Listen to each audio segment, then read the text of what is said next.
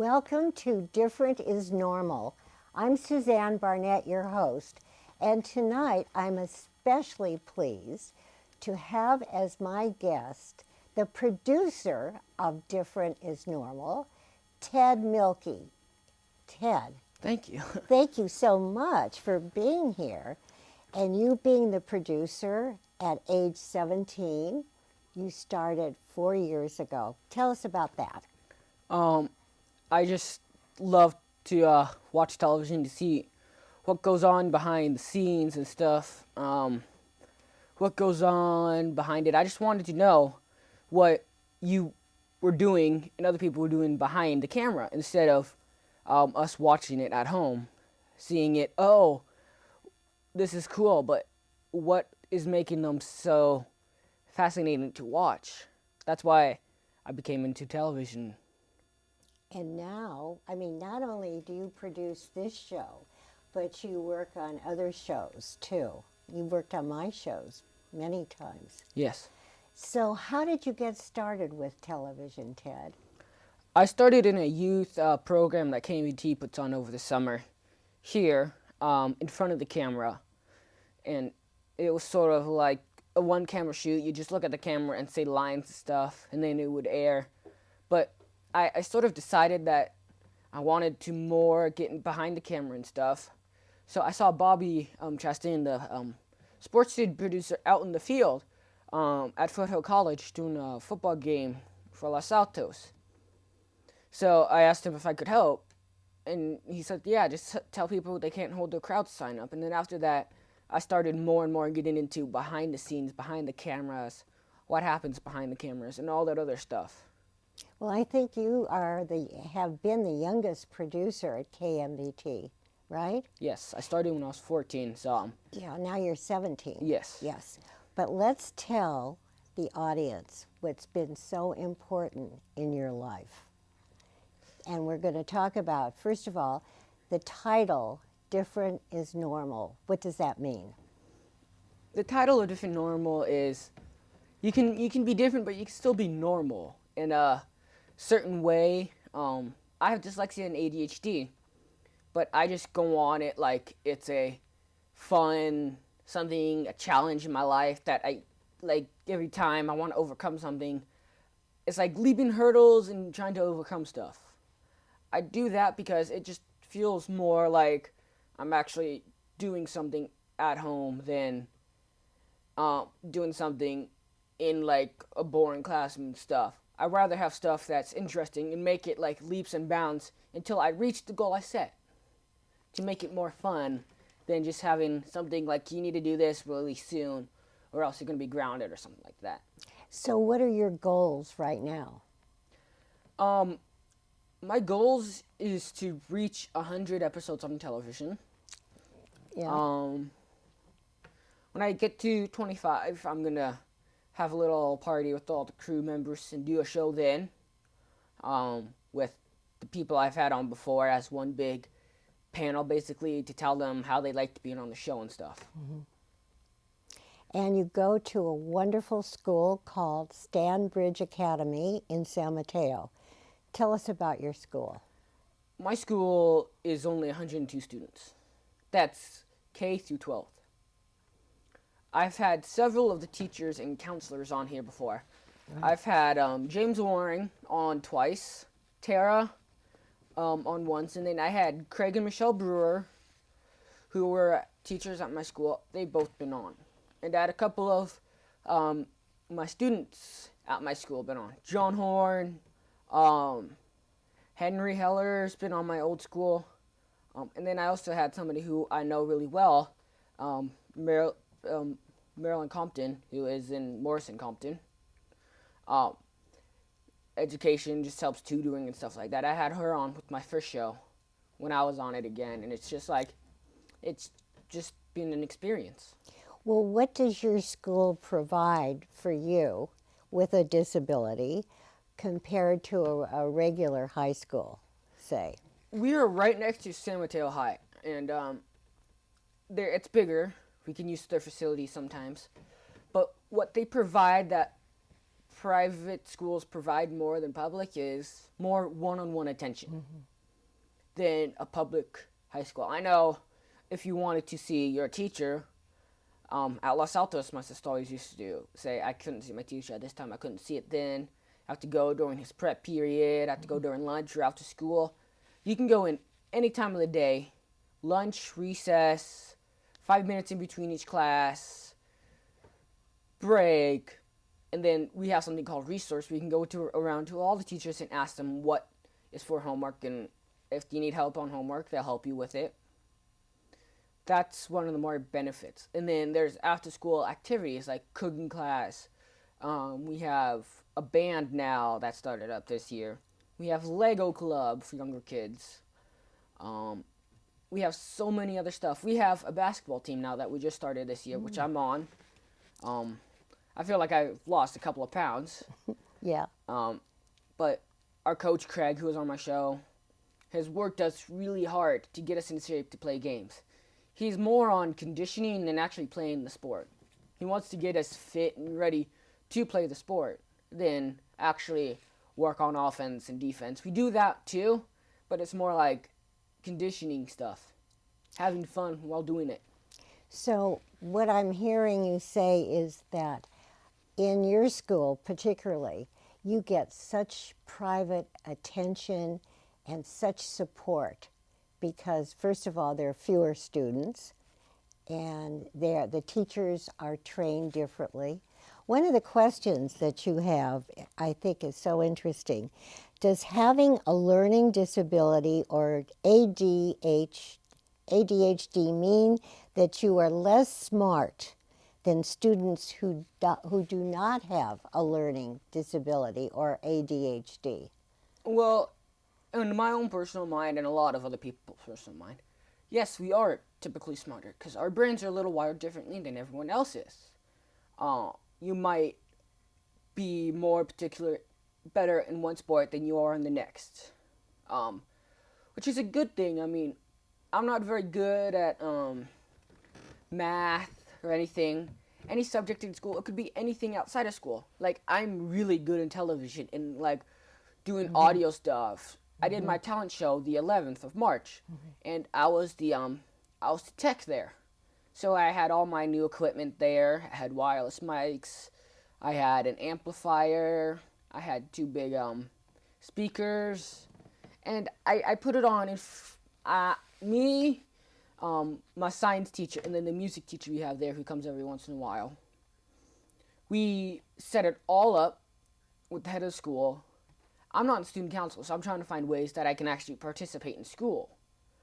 But we put it on. We had a grandparents' day, which I had to do the tech for that too. It was more or less about the same about doing it. It's just my new board, my new mics, and a lot of other stuff that you really didn't really see a kid my age be doing. So in a way, I don't mean you're saying that you're superior, but the fact that your brain may be wired differently from someone who doesn't have a learning disability. Yeah. Yeah, who doesn't have a learning disability, that you can really outshine them in so many other areas. That's what I'm hearing. Am I right? Yeah, so it's nothing to be ashamed of. And I love the title, though. Different is normal. So hopefully we're all different. Because wouldn't it be boring if we're all so normal and perfect? Yeah. I don't think so. I really don't. And you say you self-advocate. What does that mean? I self-advocate for myself, more or less. Oh, I see. Okay. Yeah. And I can self-advocate for other students at my school. In what way, Ted? In what way? If they have problems, they can come to me. There's a kid that I was trying to get on my show this week instead of having me, named Vincent Petrie. He is going through tough times at home. He's saying very inappropriate stuff about his mom, and he comes and talks to me about it. One of the math teacher, Craig, who was on my show, says that we're like brothers. We like messing with each other. We like playing around. We like having fun. But I help him self-advocate for himself while I help self-advocate for myself. So it's both. It's like a win. I learn stuff from him. He helps me self-advocate. I help him self-advocate. So that's of major importance. yeah. Yeah. Also, what advice would you give teachers about how to support, students with ADHD, etc.? Yeah.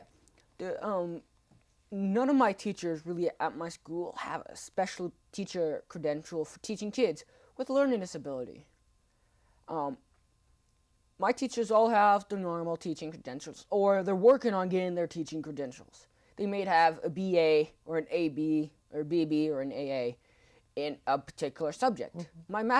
My math teacher, he has his master in math. My science teacher does not have a master's degree in science. He has a master's degree in math. And a lot of the teachers there they're not teaching in their subject that they have a master on, except a couple of them. Eric Tom, he has a master in technology, so he's the technology teacher. Although I do know a lot more about cameras and television and other stuff like that, so he comes to me for audio and sound advice like that. But in my Spanish teacher, I don't think he has a teaching credential. He just knows a lot about Spanish. He grew up in a neighborhood that only spoke Spanish. Mm-hmm. He had to live with it his whole life. And then I have an ASL teacher who is hard of hearing. He can only hear out of one ear, and he needs a hearing aid. He doesn't have a teaching credential to teach ASL or digital photography, but he has the right mind of frame to actually teach that subject. And he's working at San Francisco State trying to get his teaching credential. But I have interviewed many of your teachers, and each one of those, I just still can't get over the dedication they have to you students and the school, really. So just because, say some teacher has a PhD, but isn't that interested in the kid, you know what I'm mm-hmm. saying? So I don't think these degrees, degrees have that really probably don't matter that much. That's what I'm saying. Yeah. And that's what I think you're saying, yeah, too. We had an old principal before I was there, Stanford. Mm-hmm. He wasn't particular into the kids. He was more into the teachers, and he liked the kids. He was more into how the kids would fit in. There was sofas in the classrooms. The sofa smelled like they came out of like a homeless shelter mm-hmm. or somebody who smoked weed a lot. They were just that bad smelling. When I was at Armstrong, the school, when I was in 6th and 7th grade there, the principal, Miss Whitlock, had no care about the kids whatsoever. She didn't like the kids in particular. She wanted to be more strict and more focused on like being a public school mm-hmm. than a private one for kids mm-hmm. with learning disability. Charles Armstrong was founded by somebody my grandpa knows really well, Wilbur Madison. Who was one of the founders of Charles Armstrong. And the only reason that I got to stay there longer was I knew Wilbur Madison, and he actually, I think, lives at the Forum. Yeah, he does. Yeah. Yeah, I know him too. He founded the school, and this is not the way he wanted the school to be turned out to be like. Mm-hmm. So the old principal left, and now there's a new one, Miss Whitlock, who is the head of the lower school. And she's trying to turn it from what Miss Whitlock had it to what she wants it now. So it's getting the teachers more impaired. Miss Whitlock had sort of something where she was more tight and more strict. Miss Whitlock is the same way, but Miss Kuchek, the new principal, she sort of lets things go and stuff. And she's still trying to take it seriously because she wants the school to be a success. But she doesn't want to where 95 out of 5% of the kids get kicked out. 95 of them get kicked out or don't graduate from that school. Only 5% of them actually graduate from that school. Because the school is kicking them out. They accept them, but then they're kicking them out because of behavior issues. How do you deal with behavior issues at Stanbridge? We have wonderful counseling department there. We have James Warren and Tara. And then Mary and Nick. Mary is the head counselor. She has a counseling degree. James Warren is about to get his counseling, and James and Tara are. James is almost going to get his counseling, so he's going to be something where he can have the interns. He's an intern right now, but Nick and Tara are both interns right now for counseling interns. But Ted, how do they deal They with have pragmatics classes, which I don't go to, but I hear they're. What is that? Pragmatics is where you work on your social skills, what you would do out in the everyday life. I don't go to any of the pragmatics. I can't really explain it that well, but I've heard pragmatics is really well. I don't really need pragmatics, but a Stanbridge Academy kid was made in a pragmatics class. That is our theme song of the school. Yeah. That was made in I wouldn't really say a classroom environment. That was made by kids who had to express their feeling, and the only way that they thought they could express their feeling is by music and making up lyrics. And it's sung to the tune Secret Agent Man. Yeah, we had that on one of the shows, right? So it's just really fun for them. The counseling department there is just phenomenal. Mary and Marilyn, the head counselor and the head of school, individually interview each of these. They interview them separately. And then they take them around in a tour to see if they would fit in. And that's how they just fit in and stuff like that. So they want to pick the best ones for the school. But let me ask you, the fact that your school is so dedicated to these kids, whereas the public schools have these enormous, have so many kids, they don't have time to do what your school can do. And I think to have the counseling with really love attached to it makes all the difference in the world. It totally does. Yeah, you certainly experience that. Yeah. I mean, that's what life's about. The next thing we should talk about is the SAFE, S-A-F-E. Let's talk about that. SAFE What is that? Is Safe Voices. It's something by PEN, Parents Education Network. And SAFE is student advisors for themselves, something like that. They're just student advisors. So they meet once a month on Saturday in San Francisco. And there's something called Project Eye to Eye, which is mentoring for little kids. They also have panels. The questions that you're asking me, some of them are from panel questions that SAFE has had. And I thought that they would be good for my show because they're more in depth than what you and me could be talking at the beginning of the show. Yeah. They're more good questions for my show because they're more focused on it and stuff. Well, that's it. And I think what's so interesting about you, Ted, is the fact that you're a producer of this show, and I've interviewed you before. I see such an enormous change in you. I do. I mean, not that you were a bad boy or anything, but you're just, well, first of all, you have a gorgeous suit. I don't know what the flag's about. Yeah, I don't know. Tell us about that. I think I'm a little delusional. But, tell about that flag. Just since everything in Japan's going the way it is, Yeah. I am feeling like that I need to show love for my country and also love for people over in Japan, that people have lost family members and stuff that they've lost. So I decided to put American flag up because it just symbolizes our freedom and the freedom that when people come over here that they would have. After the big tsunami and the big earthquakes and all the explosion that they have with radioactive material and stuff and all the family members and stuff that they lost, I just think it symbolizes what the world's supposed to be about. It's supposed to be about freedom. It's supposed to be about having fun, living, being like that. I mean, if I could, I'd put a Japanese flag up, but I don't have a big mural of a Japanese flag. But I just couldn't figure that out, and I'm glad you could explain it. Yeah. But one of the crew members said it's so perfect for Ted because you are different, but different in a very creative, wonderful, loving way. Yeah. You are.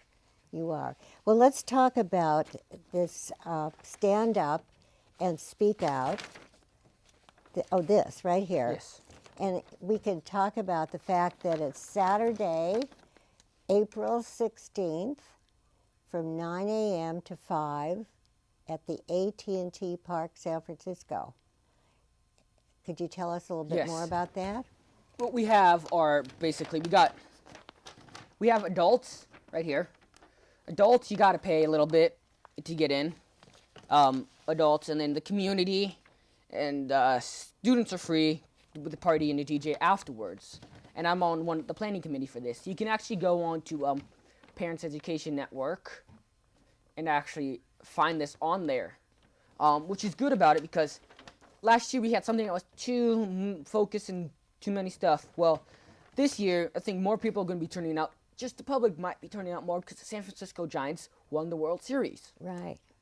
And the Giants are really supportive about having kids with learning disabilities there because Scott Air had a learning disability. Really? Yes. I think JT Snow had a learning disability. A lot of the Giants players now have either ADHD or dyslexia. Is that right? Yes. How'd you find that out, Ted? Because I have a ball signed by Scott Air and one of his friends. Mm-hmm. And he went to Charles Armstrong School. So he's a local person who went to school. He has a learning disability and stuff like that.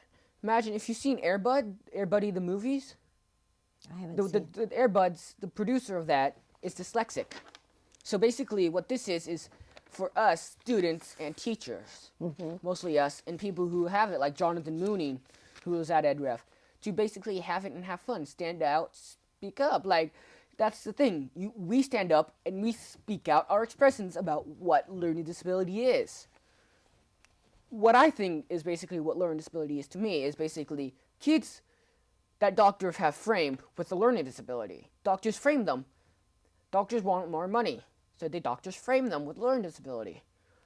I don't have to take medicine, but I do. I take medicine to control my anxiety, my behavior, and stuff like that. And it's sort of like it wears off after in the night. It sort of wears off. Mm-hmm. But it's like that. So, EdRev is Education Revolution, is to educate the public about what's going on, and a revolution is to, you know what that is, just it's like educate and renew like the stuff. Education revolution. It's like a revolution of kids with learning disability. I see. To get out. It sounds like it's kind of in to have a learning disability. Yeah. It is, isn't it, really? Yeah. One of my sister's best friends, she has a learning disability. I won't mention her name because I don't want the parents to get mad at me. But she has a learning disability, and the parents don't tell the public or teachers or stuff like that she has a learning disability. She has dyslexia and ADHD like me. So that means I fit in well with her. I mean, we couldn't be boyfriend and girlfriend because she's too young for me. How much younger? She is, I think, 14. That's okay. I have a crush on my neighbor who goes to St. Francis. Yeah. But her parents don't tell her. She knows that she has a learning disability, but she's not allowed to tell her friends that she has a learning disability because her parents think that she is dumb and stupid because she has a learning disability. You're not dumb and stupid. You're better than the average person. Exactly. You're smarter. You're smarter. Your brain might be wired a different way than you. Yeah. Your brain might be wired the same way as everyone else's. But let's say if you had a learning disability, your connector to your brain might be wired a little differently. Mm-hmm. Like your part of your brain that does math and the part that has everything else, and then every piece is wired differently. Exactly. Yours might be wired a little differently than mine, but mine's more to extreme than yours might be wired. Yours might be wired, you might be good in all the subjects, except you might be horrible in a couple. Mine's wired in a way that one half of my brain works better than the other half. It's like a dolphin. When they sleep, they have one eye open, one eye closed. So that half of the brain sleeps while the other half of the brain works. So that's like mine. One half of the brain works more than the other. Well, I think you're a very fine young man. And I've known you, as I said, from when you first started here. And you've just become even, well, if you don't mind my saying, more adorable. Is that okay to say? That's fine. I'm a cougar, so you're still a little bit too old for me, Ted. But anyway, I think it's just been great, the fact that you're sitting up here and you're talking about yourself and you're talking about your school and you're talking about the country, and you're such an advocate for everybody, but I think especially for these kids, and you've already done so much for them. And what I suggest is that you keep doing it. And I'm sure, I mean, I don't even have to suggest that. How do you feel about that? Fine, I'm great. Every way that I can help out in the community, I'll do that. I have the most community service hours in my school. No kidding. I think I have the most community service hours in the whole entire Los Altos. Los I Altos know Hills. you do Combined. all kinds of things. I have no clue, but I think I've had well over 1,000 community hours. Is that right?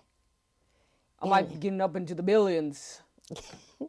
Well, you've got to save some time for all the stuff you do here at KMVT. Yeah, this is even volunteer. I can have Bobby or you or somebody here at the station to sign that saying I'm volunteering here at the station, and this counts as community service. Yeah.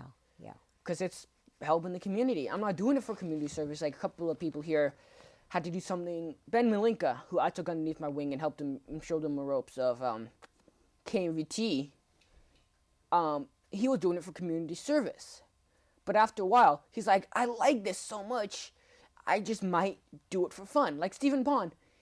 Mark Potter took him underneath his wing because he was doing a community service project. Right. Ted, And now he's producing his own show. Ted, guess what? We have run out of time. I thank you so much for letting me interview you. I think the world of you. You're great. And you just continue all the wonderful things that you're doing. Thank you. And I want to thank our crew. Our crew, if we could only televise before we do this with the crew. The crew's the nuts. Not nuts, but they're really hot. And of course, I want to thank our audience for watching, and I can't wait to see you next time. Bye-bye.